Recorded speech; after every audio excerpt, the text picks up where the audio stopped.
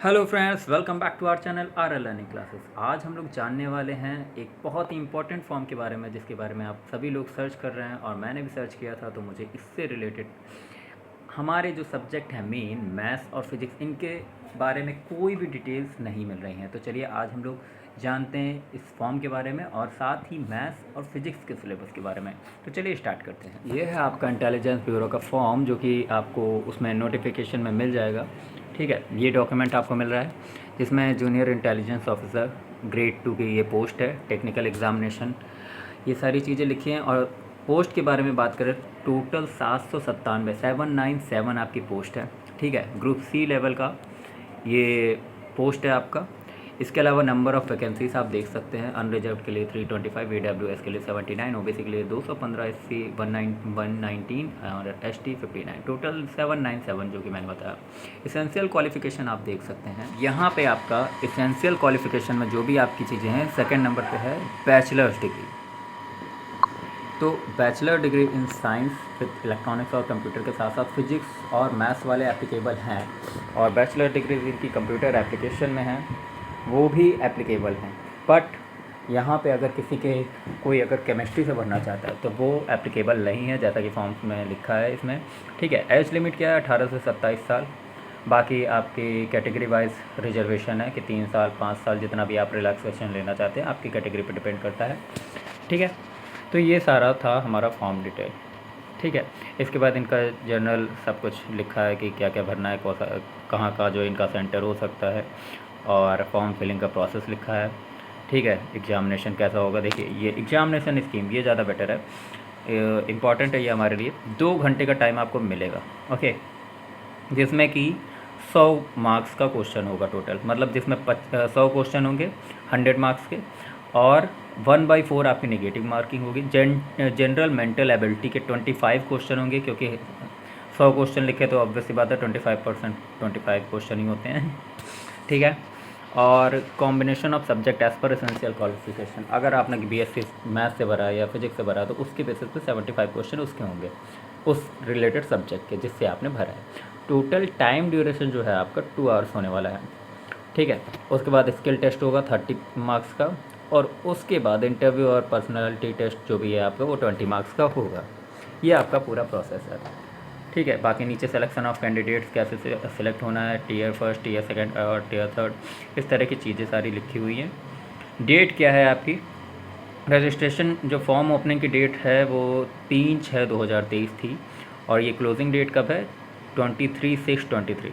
Okay, तो 23 जून को form 11:59 तक आप भर सकते हैं। ठीक है, ऑनलाइन पेमेंट हो सकता है, और लास्ट डेट ऑफ सबमिशन या फिर चालान या एप्लीकेशन फ़ीस का जो लास्ट डेट आप कह सकते हैं, क्योंकि ऑनलाइन रजिस्ट्रेशन 3 से 23 तक हो सकता है। बाकी 4 दिन आप अगर सोचें कि 23 से 24 को रजिस्ट्रेशन करके फिर फॉर्म भर ले तो ऐसा पॉसिबल नहीं है। ठीक है, तो आपका रजिस्ट्रेशन 3 से 23 के बीच में करना अनिवार्य है, और 27 तक आप जो है क्या कहते हैं ऑफलाइन ब्रांच जो भी सबमिशन है फ़ी का वो कर सकते हैं। ठीक है, SBI चालान से, और नेट बैंकिंग तो वैलिड ही है। ठीक है, तो इस तरह से आपको समझ में आ रहा होगा कि किस तरह का ये फॉर्म है।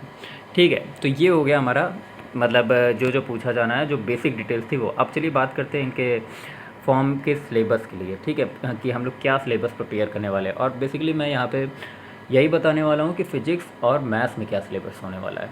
ठीक है, 25 क्वेश्चन का पहले सिलेबस देख लेंगे, 25% का जो आपका जनरल मेंटल एबिलिटी का वाला पोर्शन है। उसके बाद मैथ्स और साइंस का देख लेंगे, फिजिक्स का देखते हैं।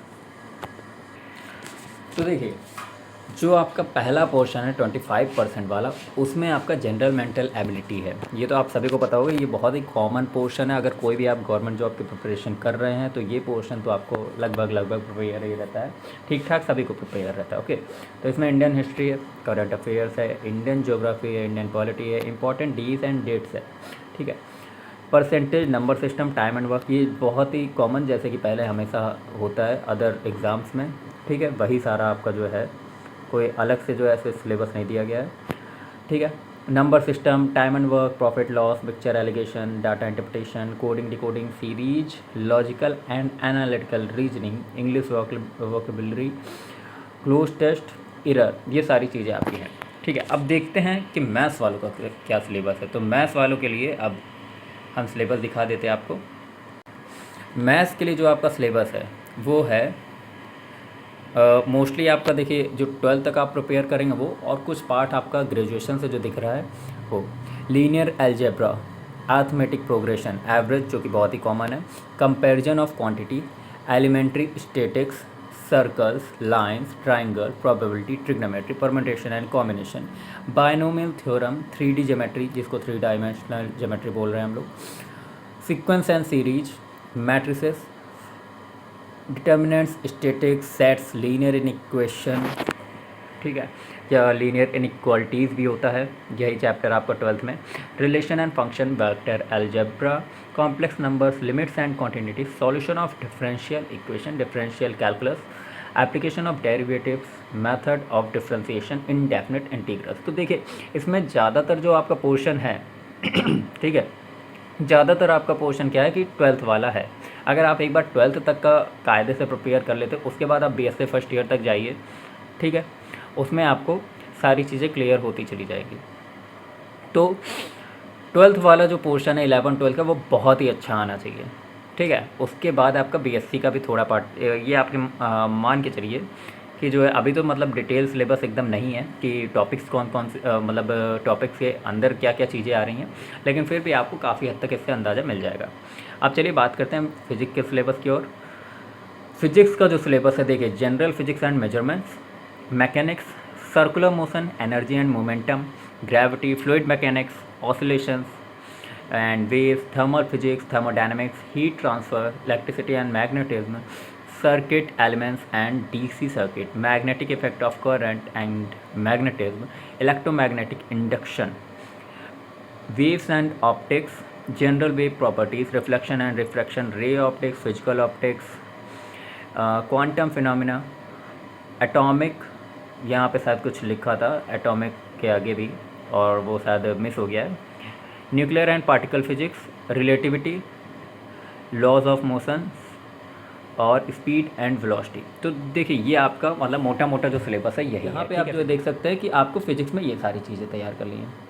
अब जब आपका डिटेल सिलेबस आ जाएगा तो मैं उस पर एक वीडियो बना दूंगा। देखिए अगर आपको मैथ्स की प्रिपरेशन करनी है तो आप मुझे कमेंट सेक्शन में बता सकते हैं, जो भी मैथ्स के क्वेश्चंस होंगे, जो भी उसके टॉपिक्स होंगे वो हम अपलोड कर देंगे, ओके। बाकी फ़िज़िक्स का तो आपको कोई आप दूसरे चैनल पे जा सकते हैं, या फिर फ़िज़िक्स आप कुछ अगर आपको चैनल नहीं मिल रहा है तो आप 11 12th की फ़िज़िक्स बहुत अच्छे से मतलब रिवाइज़ कर सकते हैं, IIT JEE लेवल की, ठीक है, उससे आपको क्लियर हो जाएगा। बहुत सारे चैनल हैं जो कि 11 12 की फ़िज़िक्स बहुत अच्छी पढ़ाते हैं, तो आप उससे प्रिपेयर कर सकते हैं। और मैथ्स का तो मैथ्स मैं भी प्रिपेयर करा सकता हूँ। बाकी आप अदर चैनल्स पे भी देखेंगे तो IIT JEE और 11 12 जो भी आपका है वो अगर आप प्रिपेयर कर लेंगे तो काफ़ी हद तक आपका क्लियर हो जाएगा। बाद में जब डिटेल सिलेबस आएगा तो उसका इंतज़ार क्यों करना, आप थोड़ा पहले से प्रिपेयर रहेंगे कि हाँ ये सिलेबस है तो आपके लिए बेटर रहेगा, ठीक है। तो ये था आपका सिलेबस। आई होप आपको वीडियो पसंद आई हो। वीडियो अच्छी लगी हो तो हमारे चैनल को सब्सक्राइब करिए, हमारे वीडियो को लाइक करिए, शेयर करिए। अब मिलते हैं नेक्स्ट वीडियो में। Thanks for watching.